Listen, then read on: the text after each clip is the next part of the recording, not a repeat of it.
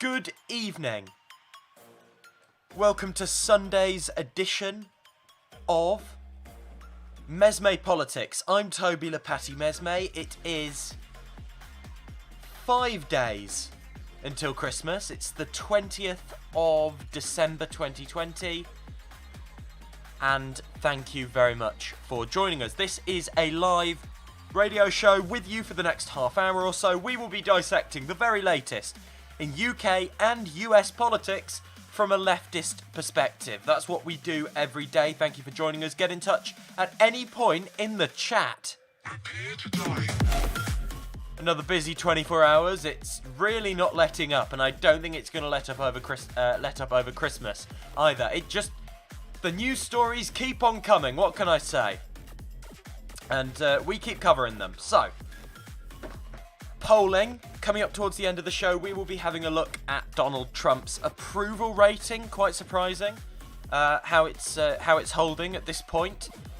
We'll also be looking at the parties, Labour and the Tories' prospects going into 2021.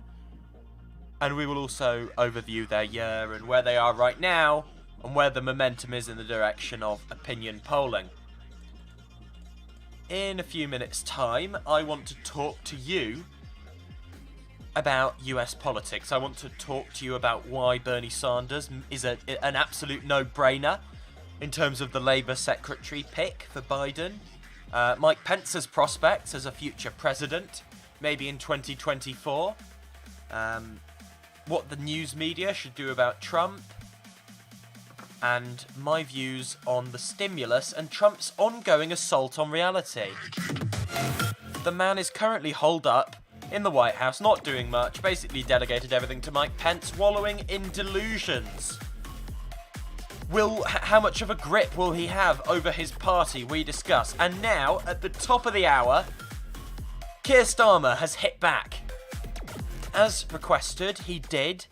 As we hoped he would, he did a news conference, broadcast live on BBC News and Sky News and the other channels, essentially responding to Boris Johnson's cancellation of Christmas, in prime position to be vindicated after his dire warnings at Prime Minister's questions that were promptly ignored by the incumbent. What is going on with Labour? What's Keir Starmer said? How did he do? And all the latest on the fallout within the public, the fallout within the political sphere, off the back of the cancellation of Christmas. And I'll tell you this much: some Tories are unhappy with Johnson. That's what we've heard last. Obviously, they are, because they were discontent with lockdown in the first place, and with continuation of lockdown now. Plenty of them are essentially saying Johnson is trying to evade scrutiny, which he is. But why is he U-turned suddenly? You know, they were all very happy with, they're trying to cancel Christmas. You know, the libertarian sort of crank Tories. Now they're really not happy. And that's where we are right now. In terms of opinion polling, to this question: how well or badly do you think the UK government are handling the issue of COVID-19 rules around Christmas? This is YouGov's daily question. It's from today.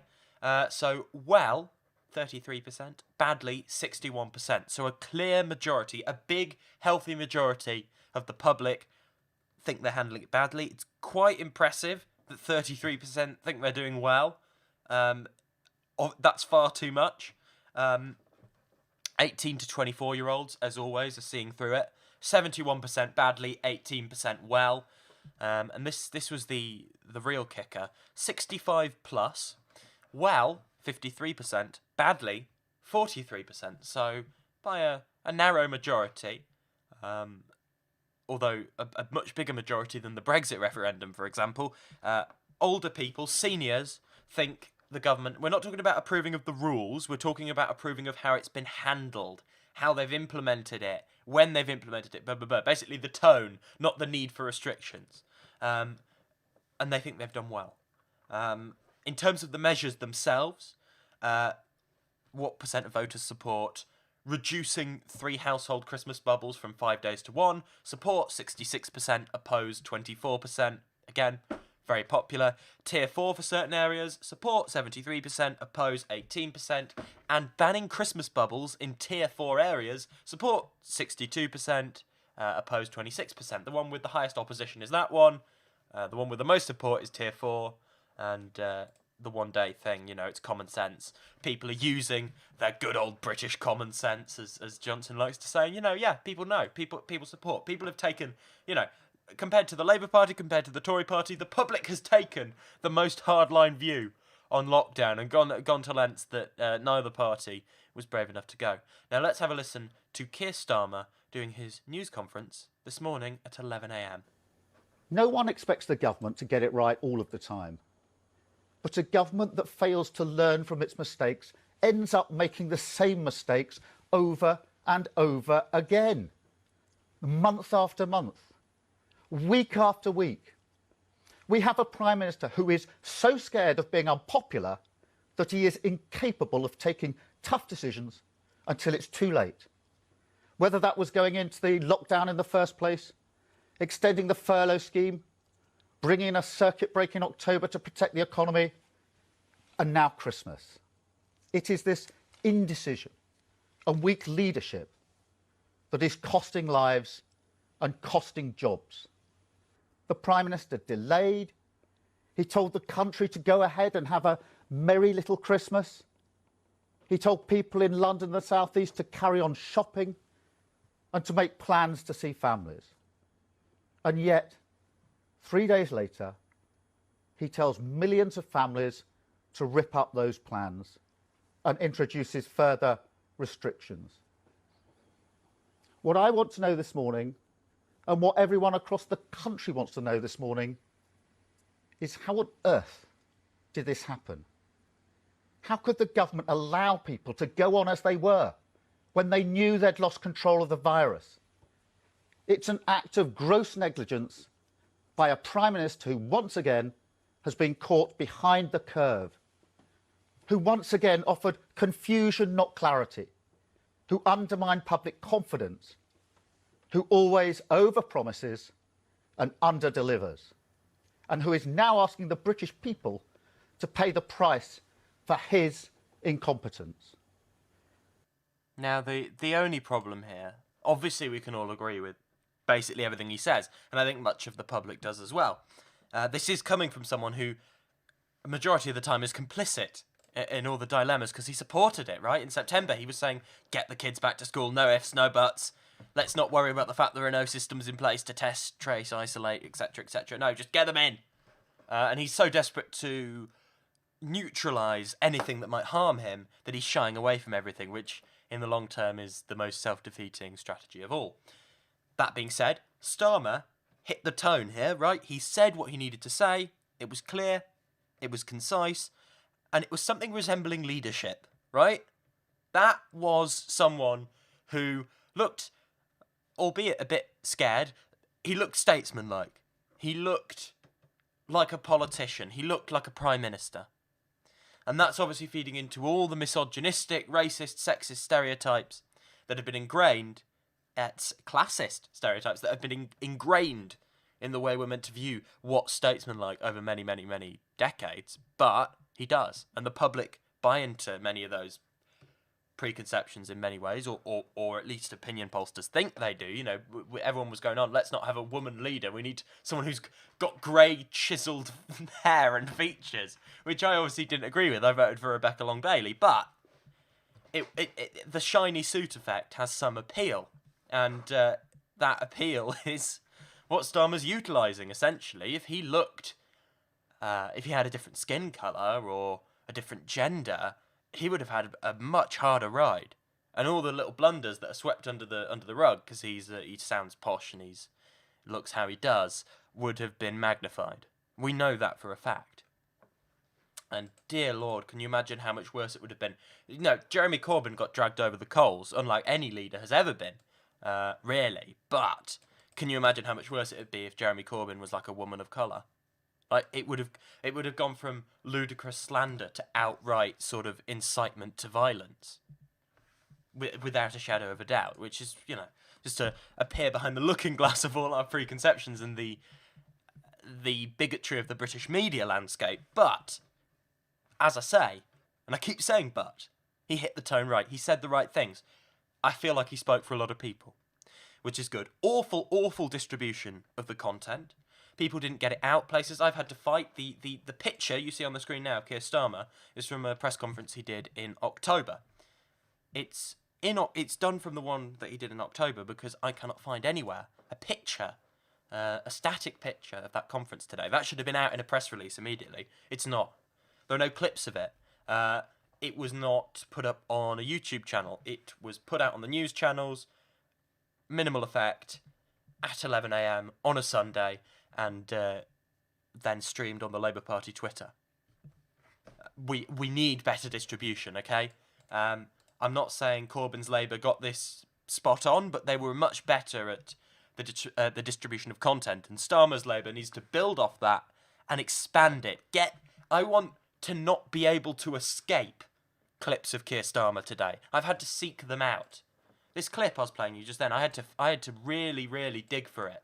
And people are not really, really digging to hear from a leader of the opposition they've not even probably heard of yet. But yes, more observations off the back of that. Older voters are still wedded to the Tories. It may be an abusive marriage, they may have nearly died, but they are wedded to the Tories. There have been shifts of some older voters heading towards Labour in a way that they haven't before, or at least for a very long time, maybe since New Labour under Keir Starmer. But broadly, older voters are fanatically wedded to Labour. The radicalised homeowners strike again, right? 53-43. Labour is not going to win a majority off the back of 65 plus.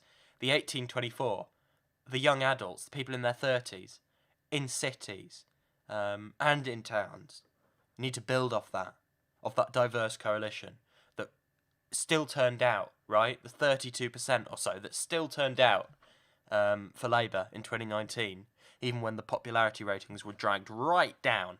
They still turned out more votes than were achieved in the 2015 election for Labour. A higher percentage of the vote, which tells you everything you need to know, really. The 2015 result was 30.4% for Labour. 2019, which is meant to be the worst result of all time, it was 32.1%. And it was more like 34 in England, which is nearly as much as New Labour got in 2005 in England, which was only 35, I believe.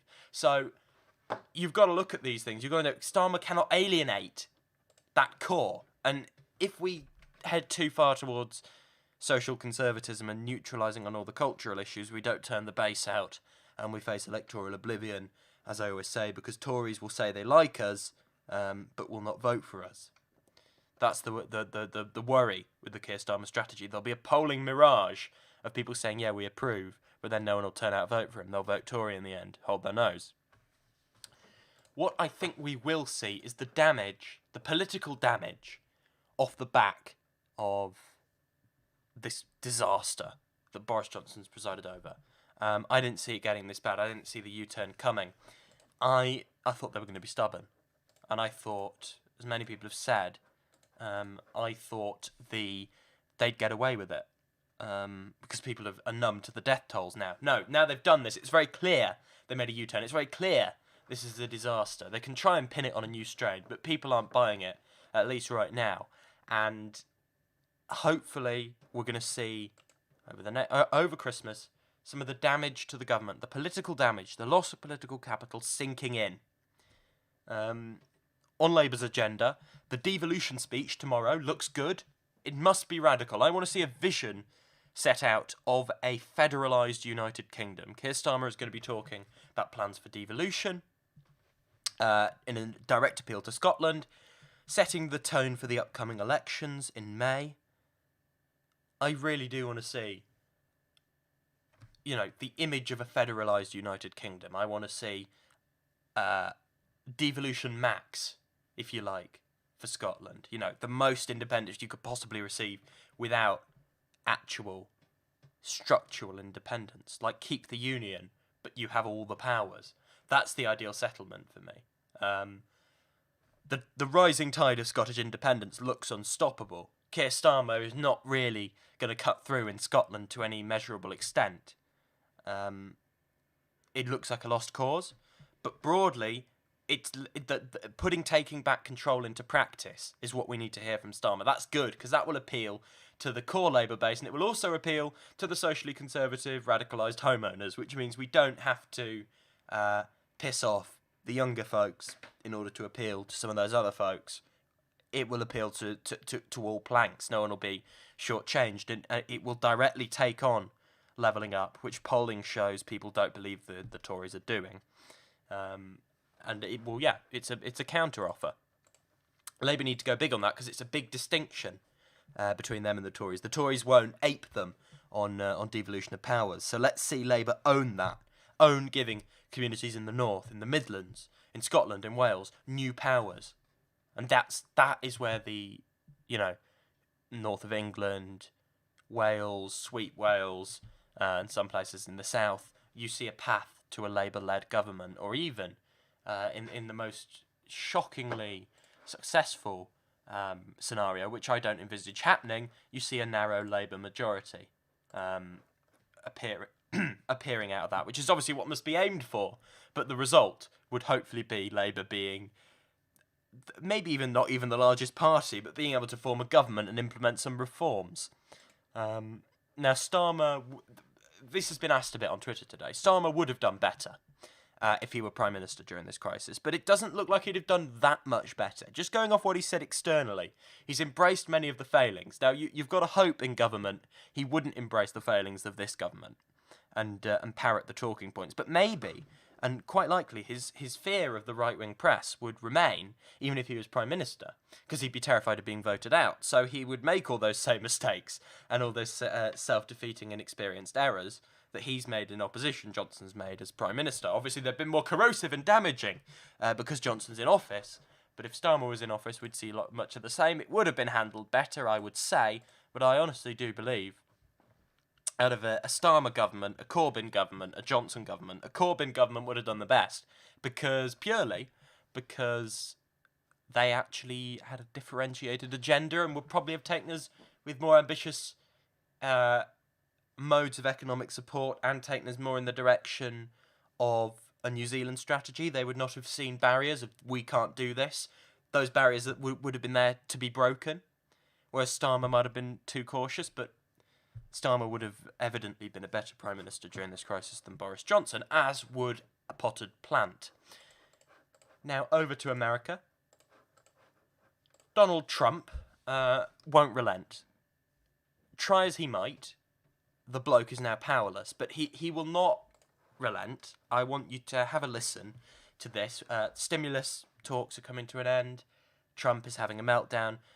This was from Sunday today, and have a listen to basically what the news reporters are saying. Chuck Todd is NBC's political director and moderator of Meet the Press. Chuck, good morning. I think you're going to need 2 hours this morning based just on what we heard in Kelly O'Donnell's piece right there. There's a lot going on. Let's start with this COVID package. Finally, it looks like going to be passed today, at least a vote today. $900 billion. The first CARES Act was signed into law by President Trump back on March 27th. So we've gone 9 months here. The question is, yes, good news, but what took Congress so long here? Look, it took long because things are even more polarized and things are even more partisan. And I really think there's starting to be fatigue with how Congress is run by these four leaders on both sides of the aisle. I mean, you heard multiple members of Congress complaining over the last 48 hours how nobody really knew what was going on with the negotiation. Nobody really knew what was in the deal except four people: McConnell, Pelosi, Schumer, and McCarthy, the four leaders of the conferences of the House and the Senate. And I do think, look, every other December Congress functions. That's it, right? The December of the even-numbered year after the election, when that Congress is about to recess permanently, they finally are able to do something. That's what we saw again. It's the only time Congress works. That's the problem, Willie. Yeah, nothing like a holiday deadline to motivate Congress. So, Chuck, let's talk about what's going on right now in the White House. Kelly just reported on that Oval Office. So we will talk about the stimulus first. First, in the chat, someone says, big difference is Keir Starmer would have acted sooner in response to evidence. Johnson had been brought kicking and screaming. I agree with that in the sense that Keir Starmer would have, whatever his other failings, would probably have locked down at a more appropriate time, would probably have been less fanatically ideological in terms of who handles test and trace, and would have also appointed a cabinet of people that would have had a modicum of competence about them in the way they practice their jobs, and we would have been in a better state with Keir Starmer as Prime Minister. Of that, there is a little bit of doubt, but not much doubt. So, Trump, as I say, powerless. The people with the real power, Nancy Pelosi, Chuck Schumer, Kevin McCarthy, Mitch McConnell. Those are the power brokers, and that, as the news report says, they are useless. I agree with that. Looking at this in more detail, it remains, I reiterate what I said yesterday, the deal on the table right now remains the best we could hope for. It should be passed. We need to see more going forward. We need to see more ruthless negotiating tactics from the Democrats, especially from the progressive wing. People need help, but let's just get this over the line now. Save democracy permanently crumbles in the States. That's what I say. And we'll go back. What's going on with Trump? This meeting on Friday, President Trump now seeking the counsel of fringe attorneys like Sidney Powell, his disgraced former national security advisor, General Michael Flynn, calling for martial law. President Trump saying it's fake news that he's going to impose martial law. Is this what the next month is going to look like until Joe Biden is inaugurated? It's hard to imagine that it's not going to look like this. I mean, I'm out of adjectives. I mean, unhinged feels as if it doesn't even do what's it justice of what's actually happening in there. I mean, just consider that the president is engaging in this bizarre behavior with completely discredited people at this point, at a time when there may be a cyber attack of war. Some people think what the Russians did is more than just espionage, that it escalated into an outright attack on the U.S. Now we'll skip that because that's enough sort of hawkishness and panics about cyber attacks for one day, right? Because I haven't looked fully enough into the hacking story. I've read several articles on it. I've looked at various people's opinions on it, but you've got to put these things in perspective. Remember what the political establishment in Westminster says is very often influenced by or even entirely represented by the opinion of the military-industrial complex, the opinion of various hawks who it's in their financial and political interests to ramp up tensions with various parts of the world, which is why we now see, it's an act of war from Russia. It's not. Again, we'll look into the details. We'll see what happens, but I'm all right with hawkishness from a liberal talk show. None of that today, please. Again, martial law, it sounds very panicky, it sounds very scary. It's not going to happen. Trump is effectively powerless now. The military establishment, the generals, don't like him anyway. There is no... And this is worrying that we're having to rely upon the faith of these people, but there is no constitutional or indeed unconstitutional path for Trump to get enough people on side to overthrow this, invoke martial law, commit a coup. It's all falling to pieces very rapidly, which is, of course, you love to see it. It's good. The news media should stop reporting what he says, basically. What they should do is just put a big warning underneath saying this isn't factual. Because I'm all for objectivity, and I'm very wary of a media that picks its fights. Because even though I despise Trump, I do worry about the fanatical hatred of Trump we've seen in the media over the last 4 years, because lays a precedent they'll do that to progressive forces as well as regressive forces. Anything that poses any sort of counterforce, even a mild, visceral counterforce rather than a deep-seated counterforce to the status quo. I think, in all honesty, yeah, they should just say, look, this is objectivity, yes, but this isn't objectivity if you're treating one side as completely legitimate and another as completely legitimate. This guy is lying. Let's make it very clear everywhere. He's lying. And that's being done to an extent. Other stories I want to talk about. Bernie Sanders, Labour Secretary. That's what we need to see. He is the logical pick. He's the right pick for that position. I've said this before. I will keep saying it. Bernie Sanders for Labour Secretary would be a statement from the Biden administration that they are going to reclaim the populist roots of the Democratic Party. They're throwing away the regressive neoliberal consensus that's been prevailing since the 90s and before, since Jimmy Carter, really, and that they are going to protect the interests of workers in areas that didn't traditionally vote for them or haven't for a long time, and that they've got the back of the mass progressive movement of young people, of black people, of immigrants, of undocumented people, of disenfranchised people, full stop, all across America, that those movements are going to have a voice at the table and that Bernie Sanders will be writing the labour protections that are applied federally in the United States. I want to see that. That would be a statement of support, of solidarity and of respect from the Biden administration. It's a small bone. Why not throw it? Make Bernie Sanders the next Secretary of Labour. Thank you very much. Mike Pence, Vice President. I'm going to quickly say something about him because I wrote an article on this today, and I'll read you a couple of bits from that because we were talking about the potential prospect of Pence becoming president. We were talking about the fact that he runs the risk of alienating Trump now, so that in the eventuality Trump doesn't run in 2024, Pence looks right now like the front runner with a clean shot. He might not if he basically presides, does the constitutional thing and presides over Trump being declared the loser, essentially, in front of Congress. I say, politically, the right thing for him to do would be just to refuse to turn up at that thing, not say anything. We know he's a career grifter. I've also made the point he is beatable in an election in a way Trump isn't. But he is, again, don't underestimate, but Mike Pence, very much a beatable force, but at the same time, very much a more unifying figure, and someone that all aspects of the GOP could get behind, so in that sense, dangerous. Would usher in a very regressive and much more competent regressive presidency than Trump's all-over-the-place regressive presidency that misses all its shots. Pence's presidency would probably succeed in hitting several of the shots with a media that would find him more acceptable because he'd be doing the same stuff, but he'd be sounding more polite.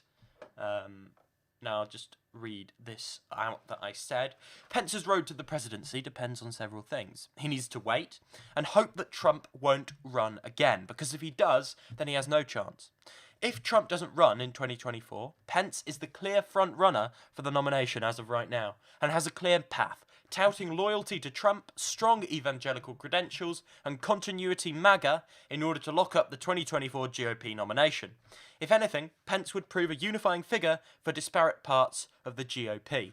The biggest obstacle for Pence in the event Trump declines to run again is the next few weeks and keeping in Trump's good books. You see, Pence will have to preside over the proceedings that confirm definitively that Trump's defeat is reality, as Biden did to confirm Trump's victory 4 years prior. It's wholly plausible Trump will implore Pence to block Biden winning when all other options run out, as they are doing. Not constitutionally possible, but a demand you could see being made nonetheless. And then lambast him as a disloyal deep state traitor when he refuses to cooperate, damaging him permanently in the eyes of the Republican rank-and-file base for the sin of acknowledging the reality that a clear majority of Americans rejected them and their politics, imploring them to pick another cheerleader in 2024. One last thing in terms of American politics for today, the approval ratings. The average approval ratings on day 1,429, it's been that long, of the Donald Trump presidency. 52.6% of Americans disapprove. That's just a little bit more than voted for Joe Biden. And 43.5% of Americans approve, which is less than voted for Donald Trump. Now, that's obviously bad. It's in the negative. It's always been in the negative, really. But in all realness, looking at this in all seriousness, it remains shocking in the middle of this anti-democratic power grab that Trump's ratings are in a better position than they've been at many points, and indeed than they were in a few hundred days in the presidency when it was something like 57% disapprove, 37% approve. Relatively stable for the Trump presidency, these ratings we see at the moment. Trump lost the election on ratings that were sort of better than they had been for a while, and that remain, to a great extent, save the beginning of the presidency and the COVID panic at the beginning, where it became 50% disapprove, 45% approve. He's a uniquely polarizing president, but these are not his worst ratings, and he is literally defying an election result. Disheartening, very worrying, shows that there is no truth anymore, right? It's all about what you want to believe, and that 40% or so will not stop believing anything, and 46% or so are very comfortable voting for the guy. 47% really, frightening. Nearly half of Americans voted for the guy. So, polling. We're going to have a quick look at the polling. And as I say, Trump ratings, horrifically static. So, let's have a look. This is going off YouGov. What's the state of play on YouGov? Well, in terms of the approval ratings for the various leaders, Keir Starmer's approval rating is a net rating of... Sorry, this is from Opinion. Sorry, my apologies. Keir Starmer's approval rating is plus 12. Meanwhile, Boris Johnson's approval rating is minus 6. So Keir Starmer is by far the most popular leader out of the two. However, Starmer is losing approval, gaining disapproval. Johnson is pretty static on approval. He did recently gain a little bit of disapproval, but this can change. But as I say, right now, and it reflects how we've been much of the year since COVID sort of went to pot, Starmer is the more popular leader out of the two, but very worryingly for Starmer, considering he was ahead in this category. Johnson is ahead 33% to 31% as the preferred Prime Minister. So Johnson is rated as the public as the better Prime Minister out of the two men, even though one of them is technically more popular with the public. That's where we are right now. Looking more deeply at various things, Tories broadly have cast aside the spoils of the 2019 victory. They had the benefit of the doubt with the public. It looked like they might bridge the Brexit divide. People had sort of given up. Labour was underwater. The Liberal Democrats were underwater. Then they rallied even more behind them during the pandemic, 20-point leads and all that. And, it was more like to be fair, it was basically a 20-point lead at one point. It was like a 15-point lead. And we got to a point where if that swing had been reflected in an election, it would have been a 200-seat majority or 150-seat majority with the Tories. And they'd be on like 450 seats or something ridiculous like that to Labour's like 120. But that was all cast aside. They could have consolidated that and come out smelling of roses and not at that full peak, but shining with like a 10-point lead or something and well on course to win the next election. The way things panned out, they've cast aside those spoils. They've spoilt the spoils. And the hopes for the Tories in 2021 it would be a revival and a healthy lead off the back of the feel-good vaccinations, happy Boris and all that, because they've squandered what they had. So they're now in jeopardy, but it looks like they could very much be heading to pull that back. The momentum was in the Tory direction before the end of the year, because basically Starmer had become an irrelevance again. The Corbyn drama had damaged the Labour Party, possibly fatally, and the Tories were touting vaccination as an achievement, obviously something the public broadly approve of, and their handling of that broadly approved of. But that may change over Christmas now with this whole disaster. We will see in the new year. This is our last glimpse before the new year, basically. There probably won't be many opinion polls over Christmas, although who knows, always open to that. And, again, we'll know soon. Right now, in terms of voting intention, it's a tie. It's basically a tie. They're both on 40, both on 37, both on 39, it's 38, around that, 37 to 40% for both parties. It's more tied and static than it has been at any other point. It looked like it might be a small Tory lead. It's basically static in most polling, and in some cases a small or moderate Tory lead. Labour closed the gap this year. They're to be applauded on that. Starmer made a good first impression with the voters, to be applauded on that. Labour must hope to capitalise on that, capitalise on Starmer's good qualities, and hopefully they won't slip away. However, there is the very big risk of them slipping away and becoming a sort of relatively irrelevant but harmless opposition that no one's particularly irked about but will not vote for. That's the worry. That's what must be pushed back on. That's what we need to see Labour working for in the new year. So it could go either way for either party. We're on a tipping point. Which way will it swing? It's more likely to swing Johnson's way, but Starmer has a chance, a possibility to do so in the new year, in my view. That's my belief anyway. We will see. We wait and see. That's about it from me today, really. I hope you've enjoyed. Thank you very much for joining me. It's 7:36. Thank you if you got involved. Thank you if you said hello. You make this show with your insights and just your engagement, really. We'll be back at 7 p.m. tomorrow for your Monday evening on Mesme Politics. I've been Toby Lapati Mesme, bringing you the latest in UK and US politics from a leftist perspective. To sum up, very much in a political tipping point, the country's in a good deal of jeopardy in terms of COVID-19, a new strain, what it all means. Prepare to die. Hopes and dreams shattered over Christmas for millions of people.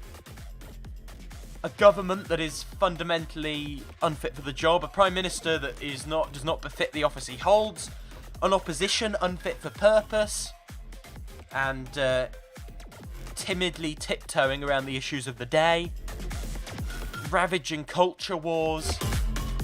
A far more eventful year than anyone plausibly predicted, offering a route back to power for the Labour Party that was not foreseen at the disastrous election result last year. But equally, and equally throwing the Prime Minister's premiership, his guaranteed 10 years in power, into jeopardy that he would not have foreseen experiencing at the beginning of this year when he tweeted that now much mocked tweet, "This will be a great year for Britain." The year of politics that will be 2021 will be equally eventful and we'll be here all the way. And we're not going anywhere, we're still going for the rest of this year. But after going off that data, it feels like a good time to be a little bit introspective as we wrap up 2020. Very much looking forward to seeing Keir Starmer and the Labour Party's vision come the new year. I really want to see substance rather than just trotting out, basically saying the same things, because Starmer was effective today, but he was saying the same words in a slightly different order. It's all very much same old, same old. Let's see some dynamism, some radicalism. That's what we want to see. That's what the public will probably be receptive to. Out of a crisis, there is a window where radicalism and radical solutions can win the day. If the Corbyn leadership had come to power at the beginning of this crisis and hadn't been so bogged down, this would have been the making of a left-wing Labour leadership. But alas, the Brexit era was when that project came to fruition, and the Brexit era was the inevitable slaughtering of that political project, and we're left with an Ed Miliband, Neil Kinnock-style Labour leader who thinks he's Tony Blair in a moment such as this. Alas. See you tomorrow.